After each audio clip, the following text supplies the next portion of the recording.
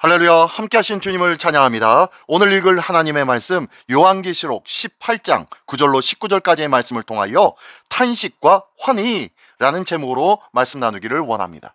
먼저 요한계시록 18장은 큰 성 바벨론의 철저한 멸망을 선포하고 있습니다. 이로 인해 세상의 왕들과 상인들이 탄식하는 모습을 보여줍니다.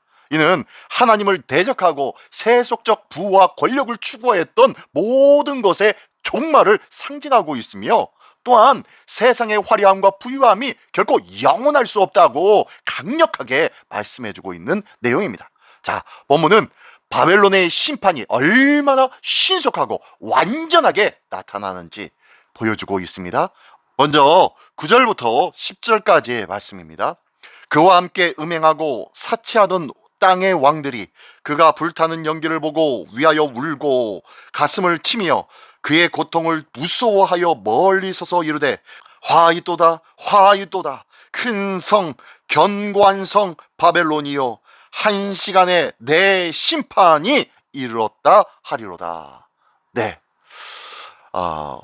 오늘 이 본문에서는요, 큰 성 바벨론의 심판으로 인해 땅의 왕들이 슬피 울며 애곡을 합니다.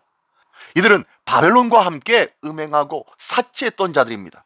바벨론이 불타는 모습을 보고 그제서야 멀리 서서 화이또다 화이또다 큰 성 견고한 성 바벨론이요, 한 시간에 내 심판이 이르렀다라고 외치는 내용이 이 말씀인데요, 이는 바벨론의 멸망이 세상의 권력의 근간을 흔드는 사건임을 보여주고 있습니다.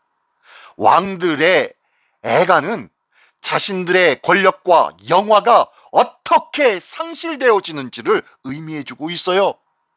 하나님의 심판이 예상치 못하게 급작스럽고 완전하게 이루어짐을 그들의 고백을 통하여서 분명하게 보여지고 강조되어지고 있는 거예요.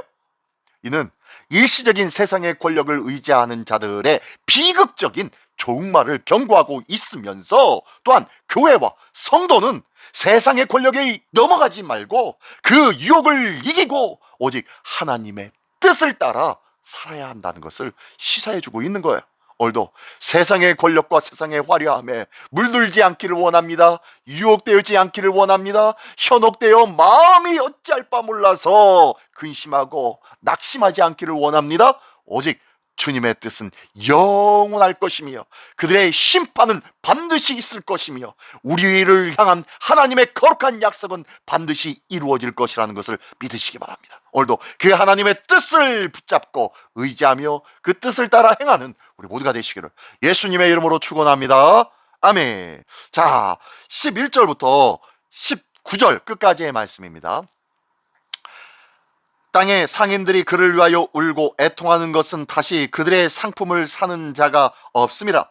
그 상품은 금과 은과 보석과 진주와 세마포와 자주옷감과 비단과 붉은 옷감이요, 각종 향목과 각종 상아 그릇이요, 값진 나무와 구리와 철과 대리석으로 만든 각종 그릇이요, 계피와 향료와 향과 향유와 유향과 포도주와 감람유와 고운 밀가루와 밀이요, 소와 양과 말과 수레와 종들과 사람의 영혼들이라.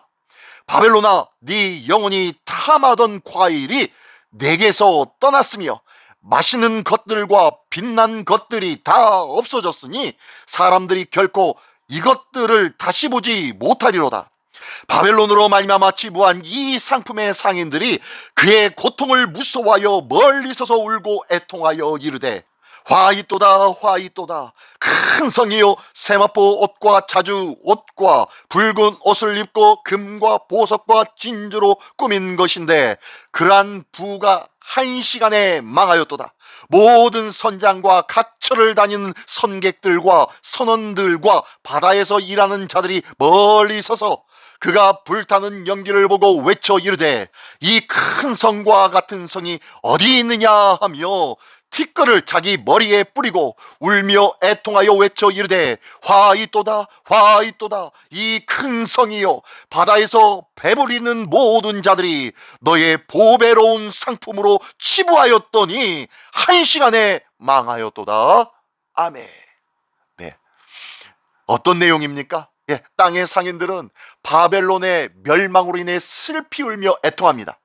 그들은 더 이상 자신들의 금, 은, 보석, 비단 등 수많은 사치품과 심지어 사람들의 영혼까지도 팔려고 했는데 팔 수가 없게 된 것을 슬퍼하고 있는 거예요. 그들은 화이또다, 화이또다, 큰 성이여 바벨론이여, 한 시간에 이 많은 재물이 황폐하였도다 라고 외치고 있습니다. 모든 선장과 선원들도 멀리 서서 통곡하고 있네요. 무슨 의미입니까? 이 구절들은 바벨론 멸망이 전 세계적인 경제 시스템의 붕괴와 연결되어 있다는 것을 보여주고 있는 거예요. 상인들의 애가는 탐욕스러운 부와 물질주의에 빠져서 영적 가치를 잃어버린 자들의 공허함을 드러내고 있는 거예요. 특히 사람들의 영혼까지 거래 대상으로 삼고 있었던 이 바벨론의 비인간적이고 탐욕적인 그 속성을 지금 폭로하고 있는 것입니다.